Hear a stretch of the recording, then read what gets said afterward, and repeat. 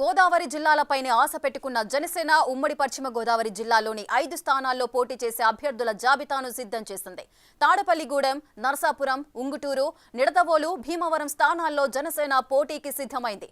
దీనికి సంబంధించిన అభ్యర్థుల జాబితాను ఇవాళ విడుదల చేయనుంది జనసేన.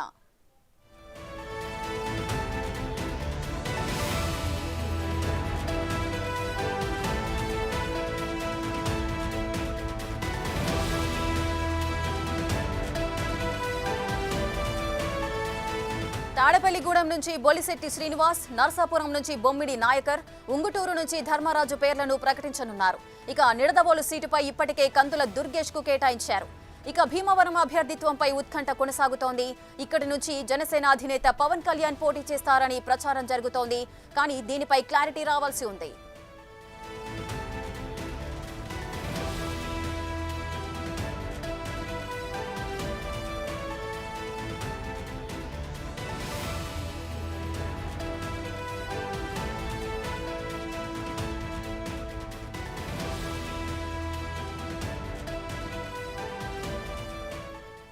మరింత సమాచారం మా ప్రతినిధి సాగర్ లైవ్ లో అందిస్తారు. సాగర్, చెప్పండి, ఉమ్మడి పశ్చిమ గోదావరి జిల్లాలో జనసేన పోటీ చేసే 5 స్థానాల్లో కూడా అభ్యర్థుల జాబితాను సిద్ధం చేసినట్లుగా సమాచారం అందుతోంది. ఈ జాబితాకు సంబంధించిన అభ్యర్థులకు సంబంధించిన డీటెయిల్స్ ఏంటి?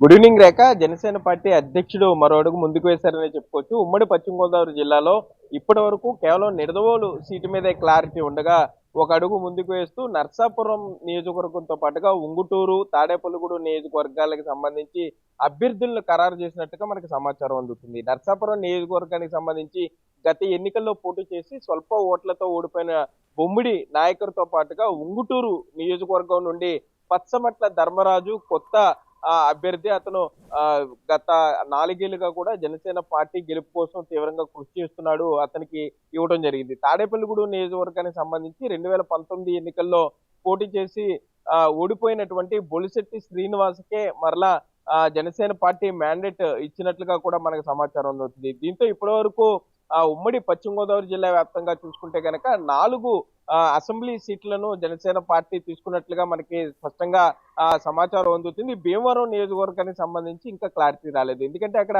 పవన్ కళ్యాణ్ పోటీ చేస్తారా, లేకపోతే ఇటీవలే భీమవరం నియోజకవర్గంలో నుండి 10 ఏళ్ల పాటు మాజీ శాసనసభ్యుడిగా పనిచేసినటువంటి పులపర్తి అంజుబాబు ఆయన అక్కడ పోటీ చేస్తారనే దాని మీద స్పష్టత రావాల్సి ఉంది. దీని మీద కూడా ఇప్పటికే అంటే 10 ఏళ్ల పాటు అక్కడ సుదీర్ఘంగా సేవలు అందించడంతో పాటుగా స్థానికుడు అన్న సమాచారాన్ని బేస్ చేసుకుని అంజుబాబు వైపే జనసేన పార్టీ అధినేత మొగ్గే అవకాశం ఉంటుందని కూడా మనకు సమాచారం ఉంది. ఒకవేళ భీమవరం సీటుతో కలిపి మొత్తం ఉమ్మడి పశ్చిమ గోదావరి జిల్లా వ్యాప్తంగా 5 సీట్లలో జనసేన పార్టీ పోటీ చేస్తున్నట్లే అయితే స్పష్టంగా అర్థమవుతుంది. అది మొత్తం మీద చూసుకుంటే కనుక ఇప్పటికే జనసేన పార్టీ ఆఫీస్ నుండి దీని మీద అధికారికంగా ప్రకటన అయితే ఇంకా వెలువడవలసి ఉంది రేఖ.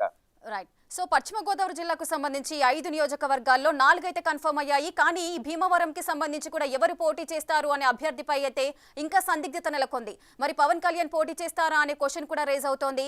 ఈ రోజే లిస్ట్ బయటికి రాబోతోంది అని చెప్తున్నారు. మరి ఇంకా దీనికి సంబంధించిన క్లారిటీ రాలేదు కదా సాగర్?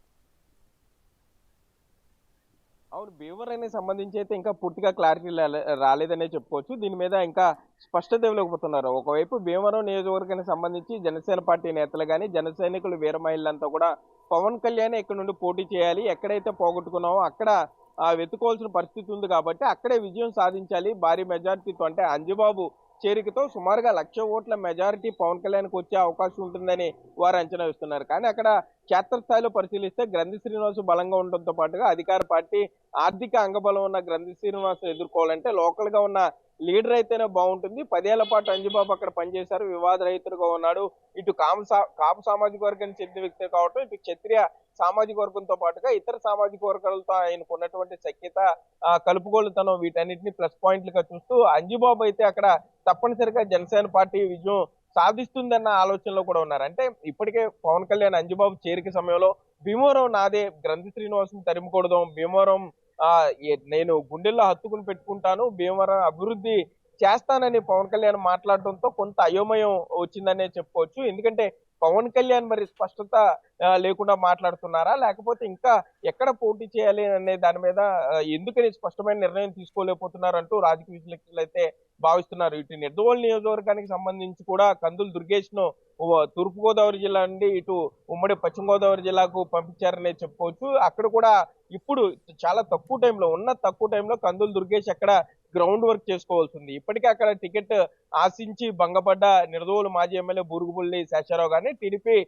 సీనియర్ టీడీపీ నేత కుందుల సత్యనారాయణ, వీరంతా కూడా అక్కడ నిడదవోలులో జనసేన పార్టీ నేతకి ఏమాత్రం సహకరిస్తారని చూడాలి. ఎందుకంటే అక్కడ కూడా నిడదవోలులో 2-3 అక్కడ వర్గాలు ఉన్న నేపథ్యంలో కందులు దుర్గేష్ వీరందరినీ కలుపుకుని ఏ విధంగా ముందుకు వెళ్తారు. ఇప్పటికే జనసేన పార్టీ నుండి అక్కడ సినీ నిర్మాత బిఎస్ఎన్ ప్రసాద్ కూడా ఇన్ఛార్జిగా ఉన్నారు. ఆయన కూడా అక్కడ ఉన్న వర్గాల్ని ఇప్పటికే కలుపుకుని వెళ్ళలేని పరిస్థితుల్లో మరి అక్కడ నిడదవోలు నియోజకవర్గానికి సంబంధించి జనసేన పార్టీ ఏ విధంగా గెలుపు అవకాశాల వైపు విజయ తీరవాల వైపు వెళ్తుంది అనేది కొంత అక్కడ ప్రశ్నార్థకం. తాడేపల్లిగూడెం మొదటి నుండి జనసేన పార్టీ బలంగా ఉంది. కాపు సామాజిక వర్గం అక్కడ ఎక్కువగా ఉన్న నేపథ్యంలో గతంలో కూడా ఊహించిన దానికన్నా కూడా ఆశించిన స్థాయికన్నా కూడా ఎక్కువ ఓట్లు సాధించిన నేపథ్యంలో రాష్ట్రంలో గెలిచే మొట్టమొదటి సీటు తాడేపల్లిగూడెం బొలిశెట్టి శ్రీనివాస్ దే అంటూ కూడా ఇప్పటికే జనసేన నేతలంతా కూడా ధీమా వ్యక్తం చేస్తున్నారు. ఉంగుటూరు నియోజకవర్గానికి సంబంధించి అక్కడ కొత్తగా పనిచేస్తున్నారు. ఇప్పటివరకు రాజకీయ అనుభవం లేకపోయినా కూడా ధర్మరాజు చారిటబుల్ ట్రస్ట్ ద్వారా ఎన్నో సేవా కార్యక్రమాలు చేస్తున్నటువంటి పచ్చమట్ల ధర్మరాజు క్షత్రియ సామాజిక వర్గానికి చెందినటువంటి ఆయనకు అక్కడ సీటు కేటాయించినట్లుగా కూడా సమాచారం ఉంటుంది. అతను కూడా కష్టపడి జనసేన పార్టీ బలోపేతానికి 4 ఏళ్లకు కృషి చేశాడు కాబట్టి. కానీ ఇక్కడ ఏలూరు జిల్లా అధ్యక్షుడిగా ఉన్నటువంటి టీడీపీ అధ్యక్షుడు కూడా గన్ని వీరాంజనేయులు మాజీ ఎమ్మెల్యే, ఆయన కూడా సీటు ఆశించి ఇప్పుడు ధర్మరాజు కేటాయిస్తే వారు ఏమాత్రం సహకరిస్తారనేది కూడా టీడీపీ క్యాడర్ మొన్న కొంత అక్కడ గలాట సృష్టించిన పరిస్థితులు ఉన్నాయి. ఉంగుటూరు నియోజకవర్గం టీడీపీకి ఇవ్వాలంటూ వారు డిమాండ్ చేశారు. కార్ల ర్యాలీ తీశారు. టీడీపీ జాతీయ అధ్యక్షుడు చంద్రబాబు వద్దకు, లోకేష్ వద్దకు కూడా వెళ్లి మెమరాండం ఇవ్వడం జరిగింది. సో ఉంగుటూరులో కూడా కొంత క్లారిటీ రావాల్సింది. అక్కడ ఏమాత్రం టీడీపీ క్యాడర్ అంతా కూడా జనసేన పార్టీకి పనిచేస్తారనేది. నరసాపురం ఎలాగో గతంలో చాలా స్వల్ప ఓట్లతో సుమారుగా 3 నుండి 5 వేల ఓట్ల స్వల్ప ఓట్లతోనే జనసేన పార్టీ ఓడిపోయింది. కొత్తపల్లి మాజీ మంత్రి కొత్తపల్లి సుబ్బారాయుడు చేరికతో డెల్టా ఏరియా కొంత అక్కడ బలోపేతమైంది కాబట్టి నరసాపురానికి సంబంధించి తప్పనిసరిగా నాయకర్ అక్కడ జనసేన జెండా ఎగరవేసే పరిస్థితులు ఉంటాయి. ఇప్పటికే 4-5 అక్కడ పోటీ పడుతున్నా కూడా మరలా ఈ బొమ్మిడి నాయకర్ తన ఖాతాలో వేసుకున్నారనే చెప్పుకోవచ్చు. ఇటు టీడీపీ, బీజేపీ, జనసేన కలయికతో తప్పనిసరిగా నరసాపురం సీటు విజయం సాధిస్తామని కూడా ఇప్పటికే అక్కడ సంబరాలు చేసుకున్న పరిస్థితులు ఉన్నాయి. అయితే ఇంకా భీమవరం సీటు మీద క్లారిటీ రావాల్సి ఉంది. భీమవరంలో అక్కడ మాజీ ఎమ్మెల్యే ఇటీవల జనసేన పార్టీలో చేరిన అంజుబాబుకి సీటు కేటాయిస్తారా, లేకపోతే పవన్ కళ్యాణ్ పోటీ చేస్తారా అనే దాని మీద ఇంకా స్పష్టత రావాల్సి ఉంది. ఒక పక్క గ్రద్ది శ్రీనివాస్ కూడా పవన్ కళ్యాణ్ టార్గెట్ గా విమర్శలు చేసుకుంటూ వెళ్తున్నాడు. పవన్ కళ్యాణ్ సీఎం అభ్యర్థి కాదు కాబట్టి, సీఎం అభ్యర్థిగా లేడు కాబట్టి జన సైనికులంతా కూడా పునరాలోచించాలి. ఇప్పటి వరకు కూడా భీమవరం నియోజకవర్గంలో జన సైనికులకు, కాపు సామాజిక వర్గానికి తాను అండగా నిలబడి ఎన్నో అభివృద్ధి కార్యక్రమాలు చేశాను. కులాలతో సంబంధం లేకుండా జగన్ సంక్షేమ అభివృద్ధి కార్యక్రమాలు చేశాడు కాబట్టి, సీఎం అభ్యర్థిగా పవన్ కళ్యాణ్ లేరు కాబట్టి తన వద్దకు రావాల్సిందిగా పవన్ కళ్యాణ్ అభిమానులు గ్రంథి శ్రీనివాస్ అయితే గేలం వేస్తున్నారు. దీంతో అక్కడ రాజకీయం కొత్త మలుపులు తిరుగుతుందనే చెప్పుకోవచ్చు. ఒకవేళ అంజుబాబుకి సంబంధించి టీడీపీ క్యాడర్ అక్కడ కొంత వెన్నుదన్నుగా ఉంటారు. జనసేనలో ఉన్నటువంటి క్యాడర్ కొంత పవన్ కళ్యాణ్ మీద అభిమానంతో ఉంటారు కాబట్టి అక్కడ జనసేన గెలుపు ఖాయమని తెలిసింది. కానీ అభ్యర్థి మీద త్వరగా స్పష్టత ఇవ్వకపోతే అక్కడ వైసీపీ మరింత బలపడే అవకాశం ఉంటుందని కూడా రాజకీయ విశ్లేషకులు అయితే భావిస్తున్నారు. Rekha. Right, thank you Sagar, thanks for the live details.